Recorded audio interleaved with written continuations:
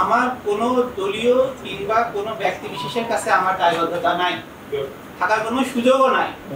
আর বাস্তবতা হলো আগে হয়তো একসময় এরকম পরিস্থিতি ছিল। বর্তমান প্রেক্ষাপটে সরকারের কাছে আমি দায়বদ্ধ, আমার নীতির কাছে, আমার বিবেকবোধের কাছে আমি দায়বদ্ধ, এবং আপনাদের কাছে মানে জনগণের কাছে আমি দায়বদ্ধ। কারণ জনগণের টাকায়, জনগণের ট্যাক্সের টাকায় আমার বেতন হয়। আমার টার্গেট থাকবে ওই টাকা, ওই বেতন যেন আমি হালাল করতে পারি, 100% হালাল যেন আমার রুজি হয়।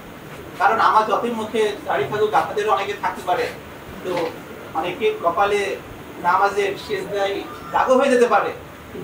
যদি আমার মানে কি বলবেন, আবেগপূর্ণ হয়ে যাচ্ছি, আমার যদি রিজিক যদি আমার হালাল না হয়, সে কোনোই কাজ না। আমি আপনি আমার যতই জ্ঞান, ইসলামের জ্ঞান কম থাকুক না কেন, এটা আমরা সবাই জানি যে হালাল ইবাদত, হালাল ইনকাম ইবাদত কবুলের পূর্ব শর্ত। আপনারা আমার জন্য দোয়া করবেন, আমি যেন এই পথে যেন অটুট থাকতে পারি। আর একটা বিষয় বলি যে আমি সিরাতুল মুস্তাকিমের পথে চলতে চাই, ঠিক আছে না? এই ক্ষেত্রে কে কি ভাবলো, কোন রাজনৈতিক নেতা কি ভাবলেন, কিংবা আপনাদের এই সাংবাদিক ভাইরাই কি ভাবলেন যে উনি তো এই পথের না, উনি তো এই মতের না, সবাই আমাকে ভালোবাসবেন, এটাও আমি চাই না। সিরাতুল মুস্তাকিমে চলতে গেলে যারা সুবিধা পাবে না তারা আমার বিরাগভাজন হবে। আমি আমার যে লক্ষ্য সেই পথে আমি চলব। আর ইটভাটা নিয়ে যে বলতেছিলেন, আমি বলতে চাই যে ইটভাটার উপর থেকে কোনো রকম কোনো চাঁদাবাজি এই জেলা প্রশাসন করবে না। কারণ আমি আজকে চাঁদাবাজি করব, কালকে আমি আবার মোবাইল কোর্ট করতে যাব, তা তো হবে না। তাদের প্রতি আমি কোনো দায়বদ্ধ নাই। আমার দায়বদ্ধ জনগণের কাছে, সরকারের কাছে। ইটভাটার মালিকের প্রতি তো আমার কোনো দায়বদ্ধ নাই।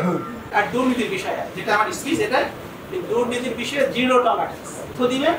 আমি শুরুতে আমার অফিস দিয়ে শুরু করতে চাই, কারণ অন্য ক্ষেত্রে জেলা, বড় জেলা, অন্য ডিপার্টমেন্টের সাথে আলাপ আলোচনা করে তাদের বিষয়ে ব্যবস্থা নেওয়া যেতে পারে। কিন্তু আমার শুধু ভাবে হলো প্রথমে আমার দপ্তর, আমার দপ্তরকে আমি 100% দুর্নীতিমুক্ত করতে চাই।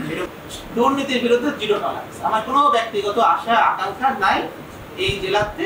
আমার একটা আশা আকাঙ্ক্ষা, যেটা বলছিলাম যে মডেল জেলা, আপনাদের সহযোগিতা পেলে এই চাঁপাইনবাবগঞ্জকে একটা মডেল জেলা হিসেবে ইনশাআল্লাহ আমরা করতে পারব।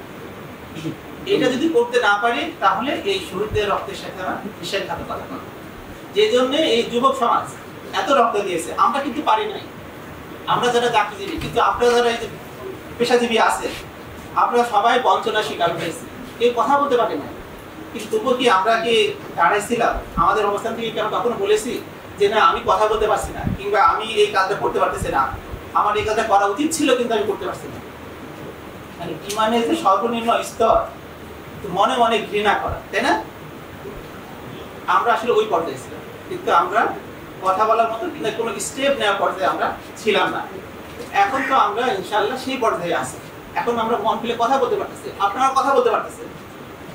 এই সুযোগ তৈরি হয়েছে, এই শহীদের রক্তের বিনিময়ে কিন্তু এটা সম্ভব হয়েছে। কাজে ওই শহীদের রক্তের সাথে কোনো স্তরে বেইমানি করা যাবে না।